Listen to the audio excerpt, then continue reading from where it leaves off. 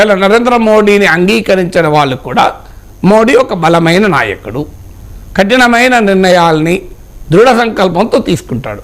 ఈ స్టేట్మెంట్లో ఎవరికైనా భిన్నాభిప్రాయం ఉందా? ఎందుకంటే ఆర్టికల్ 370 ఎవరు ముట్టుకుంటారని ధైర్యం చేశారు చెప్పండి. మోడీ ఇట్లా ఒక పెన్ పౌడ్తో లేచి పడేశాడు. అంత కాంప్లికేటెడ్, అసలు ఇంపాసిబుల్ అనుకున్న ఆర్టికల్ 370ని అది రైటా రాంగా తర్వాత సంగతి, but did you not do it. అలాగే మీకు సిఏ సిటిజన్షిప్ అమెండ్మెంట్ యాక్ట్ తెచ్చాడా లేదా? అదంతా ఎందుకండి. ఇప్పుడు మీకు బాలాకోట్ స్ట్రైక్స్ పాకిస్తాన్ టెరిటరీలోకి వెళ్ళి ఎయిర్ స్ట్రైక్ జరిపారా లేదా? ఈవెన్ అటల్ బిహారీ వాజ్పేయి కూడా కార్గిల్ యుద్ధ సమయంలో ఇచ్చిన క్లియర్ ఇన్స్ట్రక్షన్స్ సరిహద్దు దాటకండి అని,